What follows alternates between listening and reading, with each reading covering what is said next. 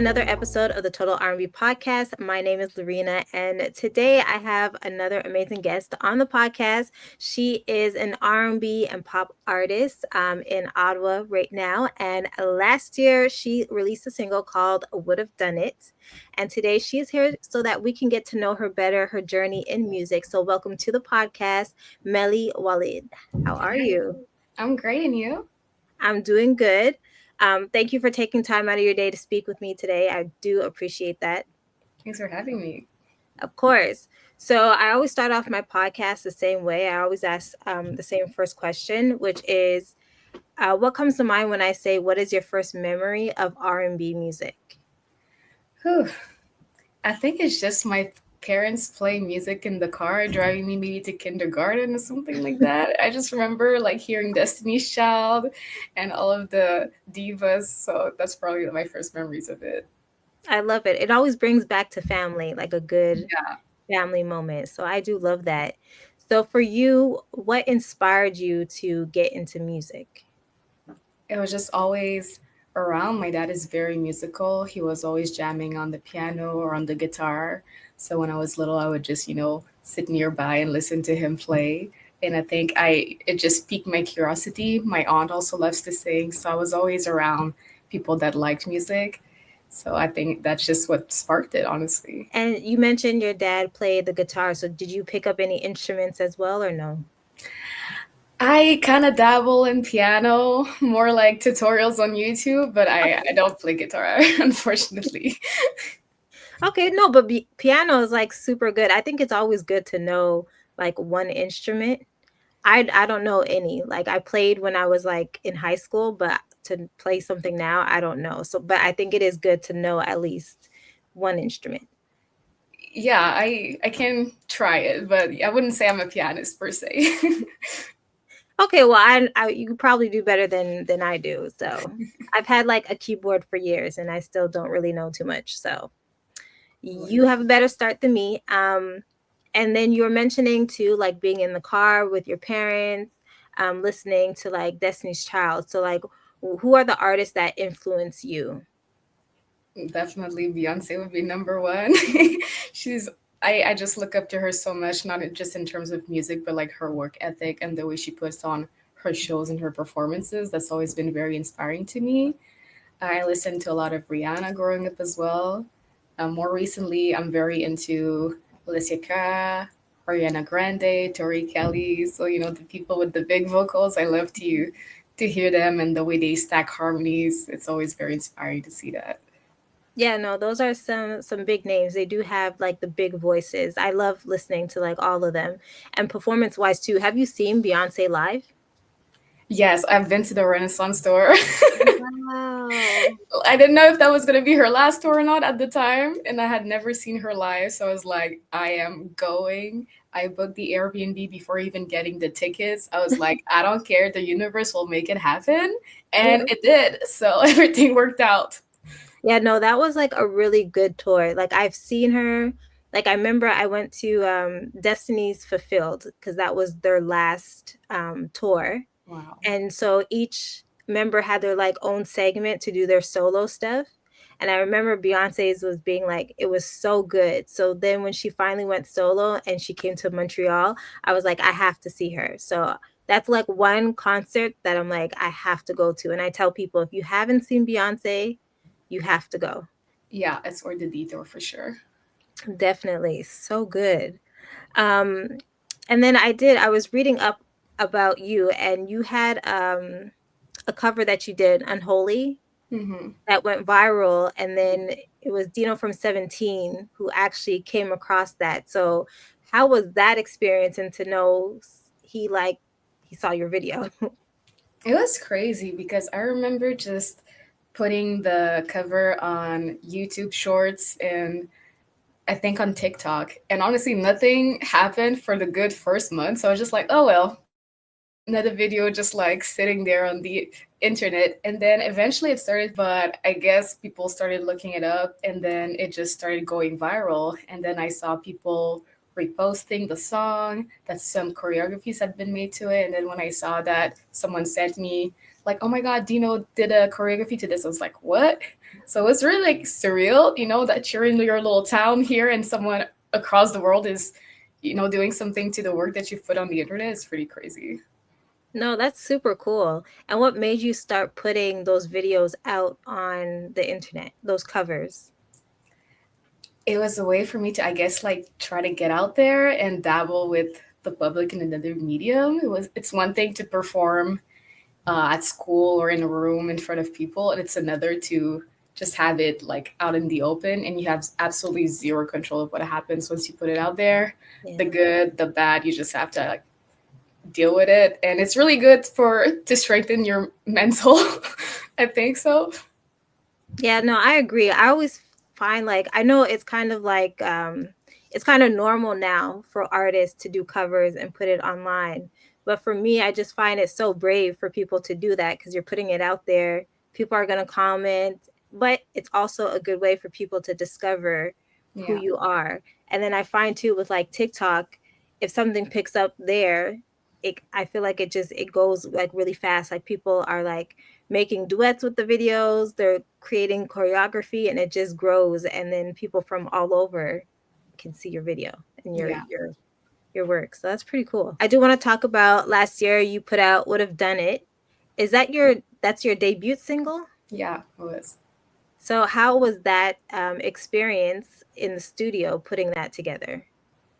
It was a really cool experience. I had written so many songs and I was putting covers on the internet, and people kept asking me like, when do you put on your old songs? And I kept answering like, oh, soon, soon, soon, but not doing it because I was just so scared, because when you do a cover, it's someone else's song. So like Yeah.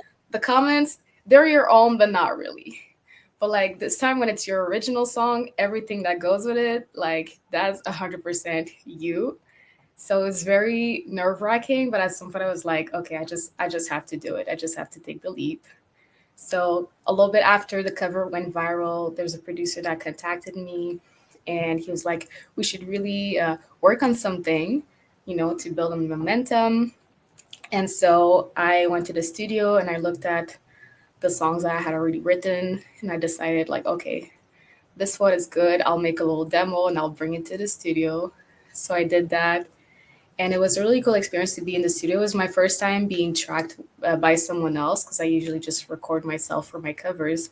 But to have like a second pair of ears listening to you and giving you feedback was like really rewarding. I think he definitely got like the best out of me. Okay. And so that experience was really cool.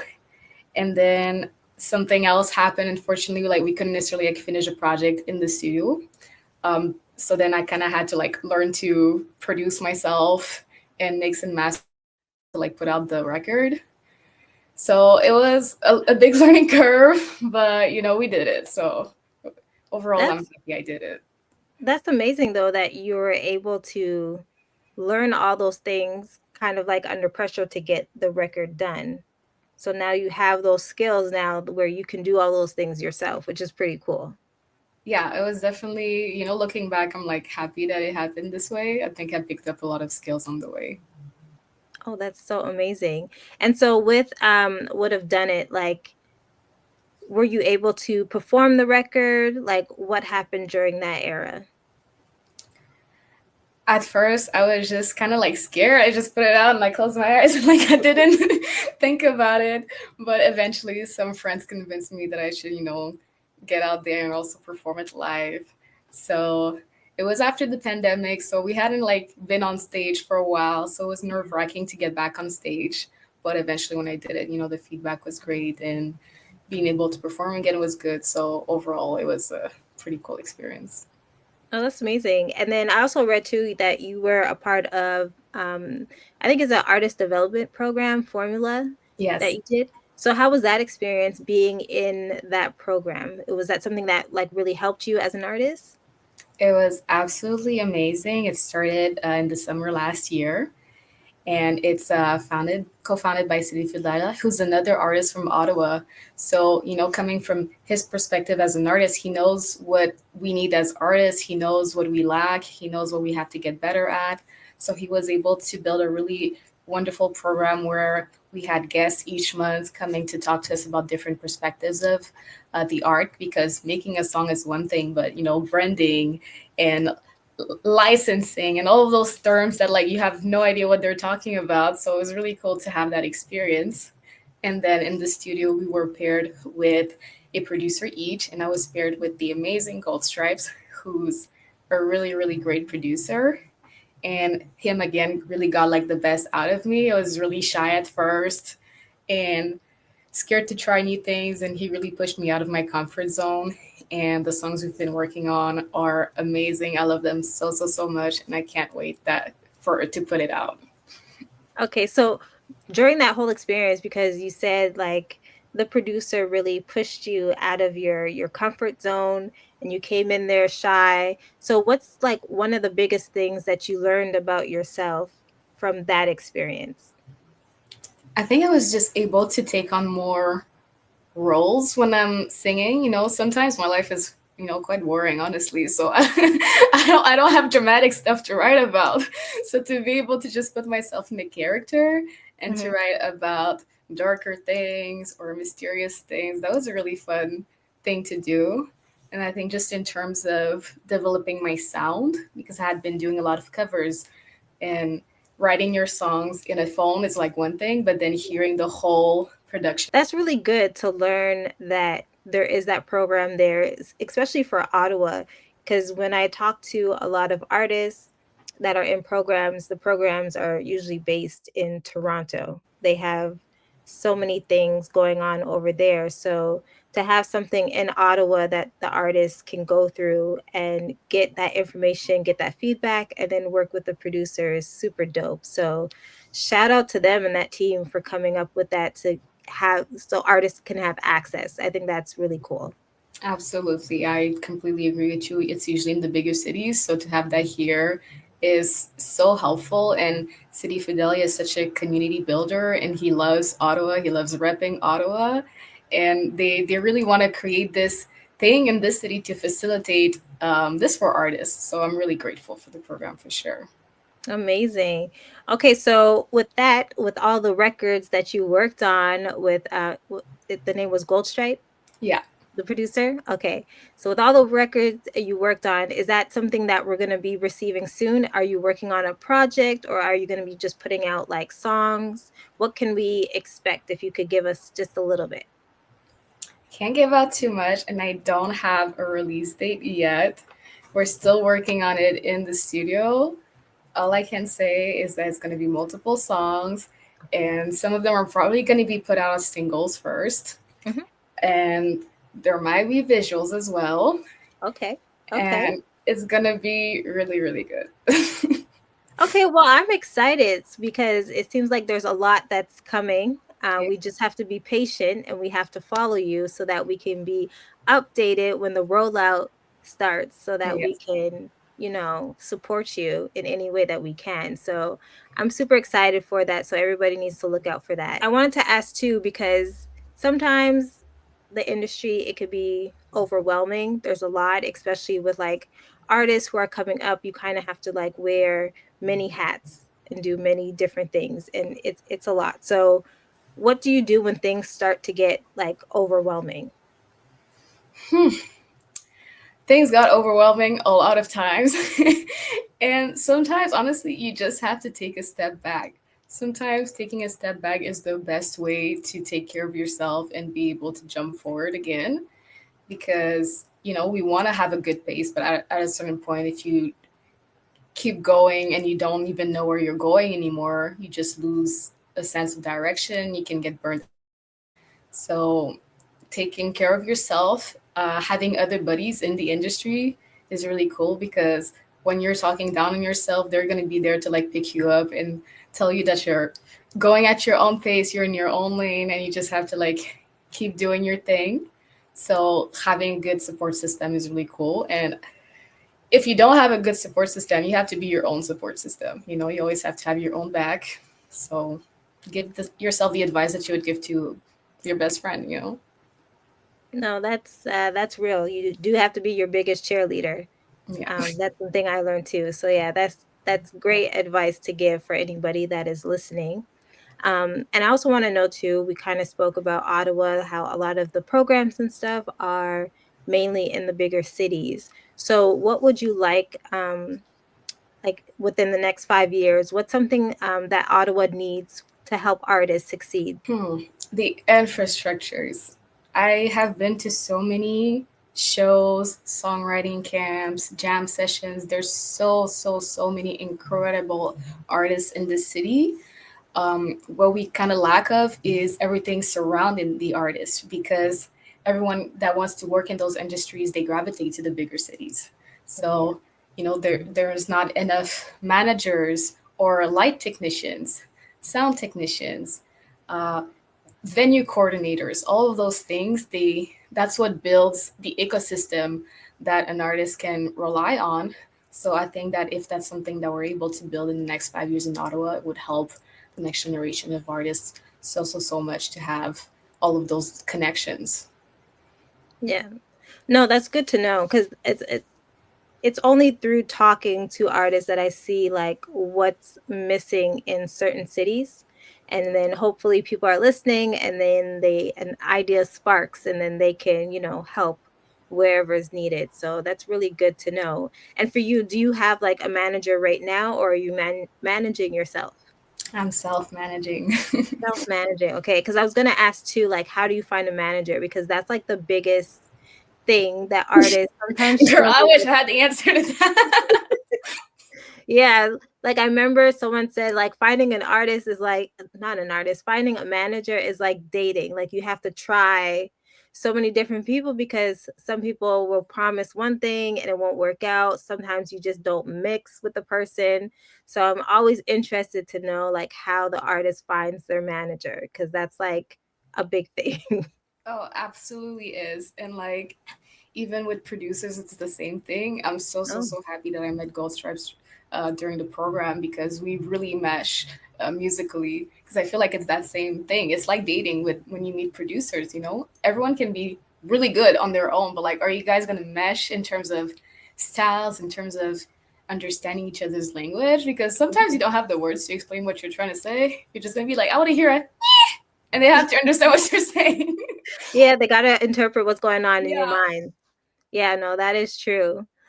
Okay, and then also too, I want to know for you, like if you can open for any artist, who would it be? You can name like three artists. Oh my god. Kalani. Oh, that would be good.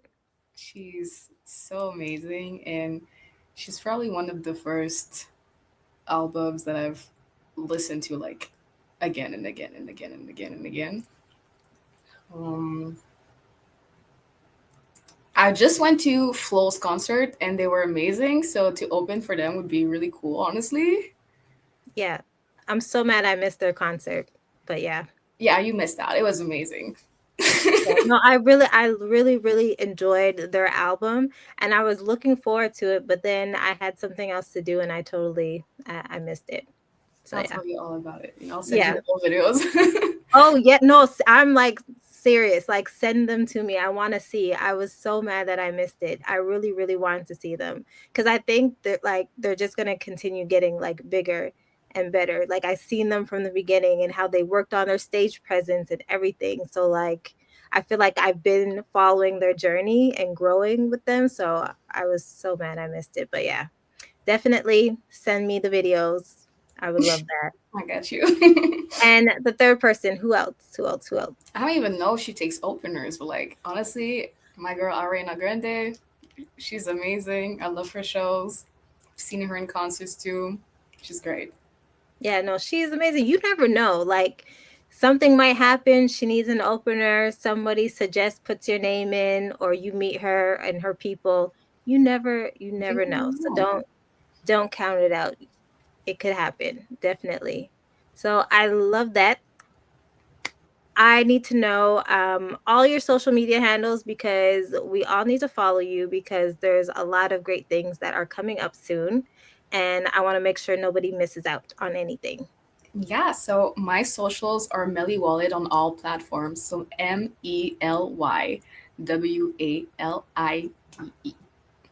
All right. And you're on Instagram, TikTok, All of the above, yes. all of them, and YouTube also. You have a YouTube channel. Yeah. Perfect. So definitely lock in with her. And I want to thank you so much, Mely, again for taking time out of your day to speak with me. I really appreciate it. I'm excited to see everything that you're working on as it comes out. And hopefully I can make it to Ottawa to see you perform. I think that would be so much fun. Yeah, thank you so much for having me out. So much fun. No, of course. Thank you.